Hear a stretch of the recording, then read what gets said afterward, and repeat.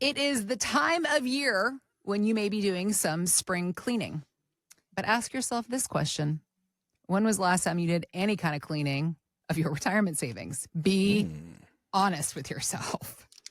I'm Heather Branch. This is Certified Financial Planner Mike Douglas, also known as Michigan's retirement coach, here to share some of his insight, his knowledge on ways to better prepare for your financial future. And for a lot of folks, that does, Mike, it begins with a good scrubbing, a good once over everything and cleaning out the closet. A deep clean.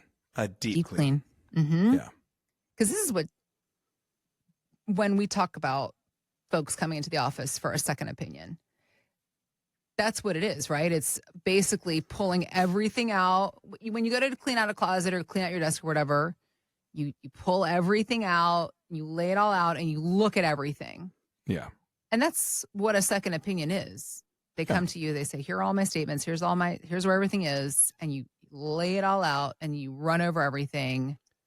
We call it the State of the Union. So basically it's kind of, here's everything we have, my investments, my insurances, my whatever, my tax returns, estate plan, everything.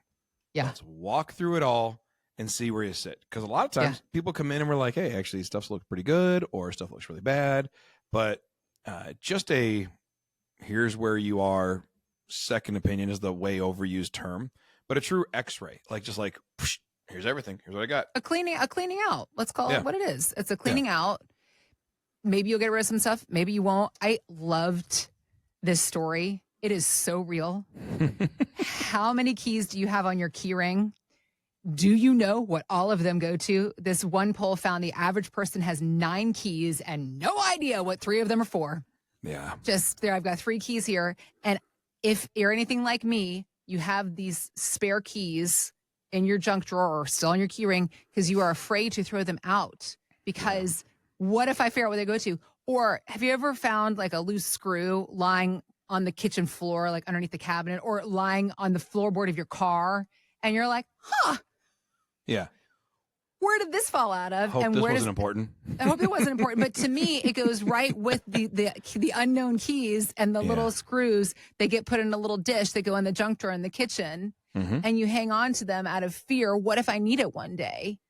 Now, this is the reality of the situation. If you are, well, first of all, Mike, what's your confession? Do you have keys lying around? How many keys do you have? You got 4 children. So this is going to sound, I'm not bragging, but I have 2 key rings. Okay. Not to brag like some big lifestyle, right? But get a load of me. I have 2 key rings. So for a long time, I had one that just had my car key on it. Yeah. Because that's like the one I carry with me in my pocket. Yeah. And I don't want to have all these keys. All in my the other pocket. keys. Yeah. So I have just my key fob and that's it for my car. And then just my office key to get in our office. Well, then we bought another building and that's another building I work in. So I'm like, all right, well, so it's just like my key, my fob, this building and that building. And so then as we've added offices, like that key ring now has 9 keys on it. Actually 9 keys, which is funny that we're using this from this term. Yeah. That is separate. None of those are my house key. None of those are my other stuff key because I don't have to use a house key. I park in the garage. So like it's just really weird. So now I have the second key ring and it has a bunch of crap. I don't know what it is on it. It's more than 3.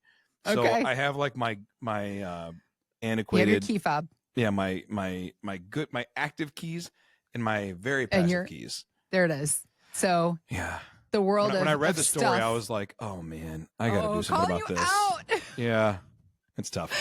Here's the thing, though. You're obviously not alone. As this study, like you were saying, it's funny, but also I think it lines up the fact that you have 9 keys. Apparently, it's the average number for you listening or watching this podcast. If you also have 9 keys, no, you're not alone. You're here amongst friends in the judgment-free zone, in the world of spare keys and random screws sitting in a drawer someplace because you're afraid to throw them out. It's understandable.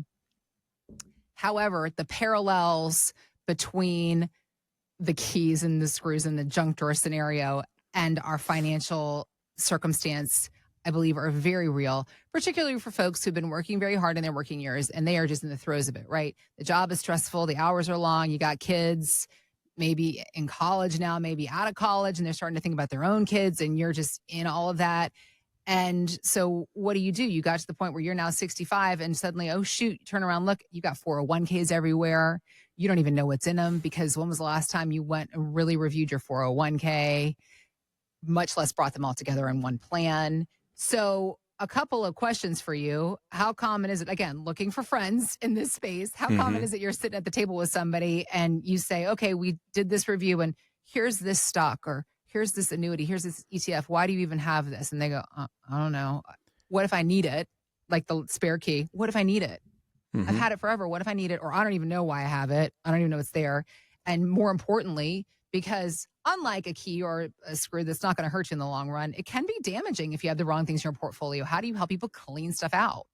Yeah. So if someone self manages, like has actually actively been picking stocks and doing things, that's a completely different picture for us than someone who just has a 401k and has been doing it. Okay. To me, investing is a lot like going to the grocery store, because when you go to the grocery store, you get your cart and you kind of start walking through the store and you grab some things you need and throw them in the cart. There's a Hmm. lot of options all around you, but there's different things we get. And so when we get our first job and we get our first 401k, maybe you go through and you pick a couple mutual funds and you throw them in the cart. And then maybe you get married and you need some term life insurance or mortgage replacement insurance, or you have kids, you need some, term. So you buy some term life insurance and you keep adding more money into your 401k. So you keep maybe buying some different things. Then you buy a home, and that's an asset. So that goes in your financial portfolio a little bit in a Hmm. unique way. Then Hmm. maybe you buy some other insurances or an annuity or all the different things you buy through your life. And each one of those things has a cost. When I go to the store and I buy milk, um, I go to the checkout lane, and whatever it said on the shelf or the cooler door when I grabbed it, that's what I expect to pay. And there's a cost for it. Every investment has a certain cost associated with it. If you buy individual stocks, the cost is risk. There's no inner fees or expense ratios.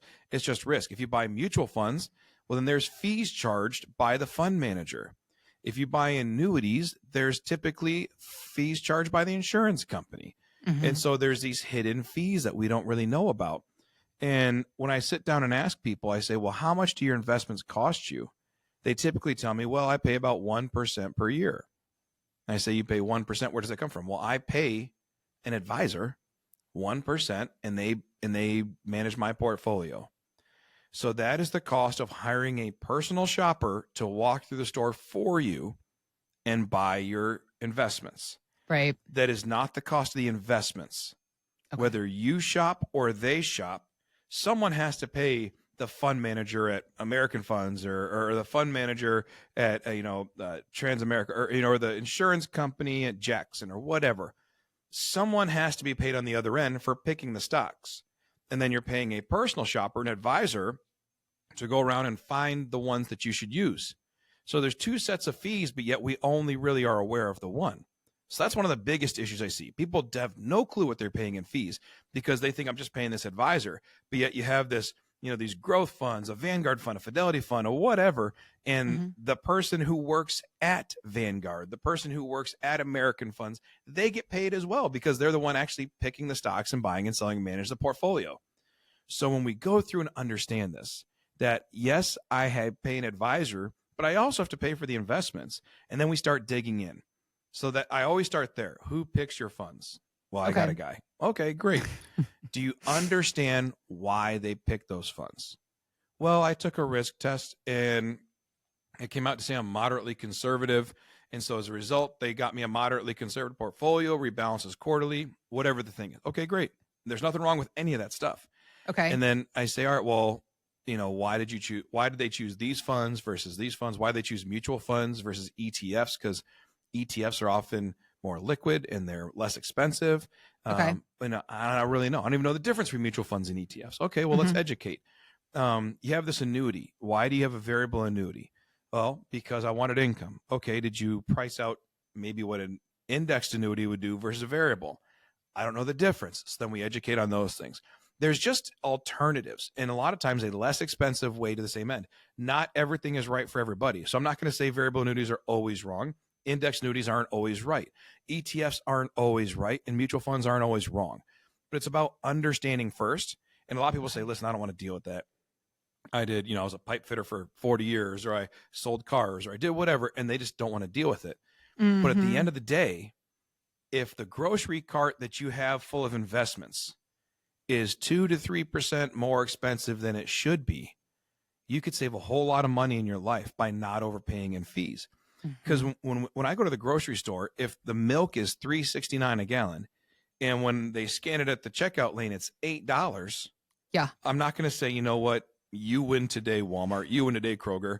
Yeah. No, I'm gonna say, hey, that's not $8, it's $3.69, and they're gonna get it right before we leave, Right. because I don't want to spend an extra $4.50 on something that I can get for $3.69. That's a couple dollars, and yet every single one of us would say, yeah, no, that's not what it was. It was a different price, and you don't want to cause a lot of static, but at the same time, I'm just not going to overpay. That's a couple dollars. Imagine if instead of $3, it was 3%. You have $1 million portfolio and you overpaid by 3%. That's a lot of money. $30,000 a year. Yeah, that's a lot of money in fees. Why would we allow that? Why wouldn't? Exactly. And sometimes it's not 3, it's 2 or 1.5 or a half. Even those numbers, that's real money you're giving away. Mm-hmm. And if you want your portfolio to be safer for the long term, don't overpay in fees, because they charge you fees whether it's a good year in the market or a bad year in the market, whether things are going well or things are going poorly. And sometimes the inner fees on certain mutual funds can get more expensive in a bad year because they have to do a lot of reorganization and a lot of selling and buying. So the fees themselves can change year to year? Yeah. So they have inner fees in some of these variable annuities. Again, they're not all bad. There's some really, really good ones that I've actually really fallen in love with, even though I don't work with them. But if they have to, if like the fund manager in a mutual fund has to do some rearranging, they have an expense ratio range, which is it can be this or that. And you don't know what the charges were until after the fact when you get the prospectus. You get the prospectus sent to you once a year, and you find out everything that was charged. Yep. Well, you can't go back and say, I want a refund. They're not going to do that. No, because and that's something else I've heard is in situations like that, you can actually end up paying for a fund that lost money that year. You're still paying your fees, even if the fund doesn't do well. Well, yeah. And there's what's called phantom capital gains. So in a mutual fund, the capital gain is based on when the fund bought the money, not when you bought the fund. So if you had a mutual fund that bought Microsoft 20 years ago, and it's run up, and you bought it January 1st of this year, and let's say Microsoft's negative for the year. Well, if that fund sells out, you have to pay capital gains tax on the gains that the market that fund has had for years, even though you lost money. That comes out of your returns. You don't have to pay them out of pocket, but there is a fee that's paid there. Yeah. It's called a phantom capital gain. And it's really confusing. It's really messy. And the problem is when we go through the grocery store, when we check out, there's this big screen in front of us that tells us what every single scanned item gives. And you look at that and you know. And then they give you a receipt, a detailed printout that says, here's exactly what you paid. And it's clear. You understand. It's very clear. It's not filled with legal terms. Right. And then in our portfolio, we get no screen to look at. We get no receipt. But at the end of the year, they send us a prospectus for every mutual fund or the variable annuity. And you're expected to read through these pages long. Yeah. Hundreds. You can't understand. Yeah. Hundreds of pages. And what? You can't even do anything about it. The only thing you can do is sell it and not pay it again next year. It's really, really tough on the consumer. And I think that's the whole point of the X-ray, of the free look, of the completely transparent process to say, here's exactly what you're paying. Now, I've had some people come in and we do this, and I say, you're paying nothing in fees because it's all stock. There's no mutual funds, no ETFs, no annuities. It's all stock. So it's riskier than you are, but there is nothing in fees. So that's really pretty. But the question is, are you okay with the risk? And if they are, then it's the right portfolio. So it's just really about understanding and knowledge and knowing that it's not as simple as I pay 1% and I don't pay anything else. Most times there are some other hidden fees and some things you just don't know about. Now, a lot of good advisors are out there and they're disclosing everything. And that's what they should be doing. The fiduciary role is to give you all the information so you, as the consumer and as the person who saved the money to begin with, gets the best deal. That's the whole point of having a fiduciary, is someone who says, it's not even my money. It's your money that you worked 30 years to save. And so now I just got to make sure you get the best deal possible. That's what it's supposed to look like in the process. Well, helping us figure out this process, obviously, what you and your team are here for. Portfolio X-rays, something you do every day, something that you work to show folks what's happening with their money, not just from a fee perspective, because as you said, there's so many other things that are involved in an x-ray process. What kind of income will that portfolio generate for you? What kind of taxes might you have to pay? That's a huge conversation. You want to talk about saving Yeah. some money, what kind of tax you might have to pay. How will this transfer on to your spouse or your kids, your grandkids once you're gone in a legacy plan? These are all the things that are involved, because once you go through this x-ray process, the next step, I guess, is then lining all these other things up, right? Yeah. I mean, you go through and you figure out where you sit. Is it the right place? Does it make sense? Mm-hmm. And then from there, is there anything that needs to be fixed? Should we fix it? Yeah. Do you want to fix it? Kind of all the different steps to it. So it's as basic as a conversation, Okay. with potentially no solutions, because stuff may be right. Yeah. But at least there, and from Right. there, because knowledge is power, right? Like once you know, The more you yeah, know. that's it. It's like if I know, then I can feel comfortable. That's But when it. you start getting things exposed and you say, "Holy cow!" Like that's a lot. I'm paying 3 extra Yeah. percent in fees. Yeah. That you don't have to be. 15, 20, $30,000 a year. This is not a couple dollars on a gallon of milk. This is real money. Mhm. So that's the power in knowing. It's your money. It's your hard-earned money that you've worked for decades to accrue into this precious nest egg. So obviously you deserve to know what's really going on with it. This is what Mike and his team are here to help you with in a portfolio x-ray of your own. Let's get to work cleaning out your financial junk drawers and closets and educating you on your options. MichigansRetirementCoach.com is where to start the conversation. If you have questions for Mike and his team, they are here to help you get some answers. We also have links posted in the show notes. If it's more convenient, just click there. Or again, find us anytime. MichigansRetirementCoach.com.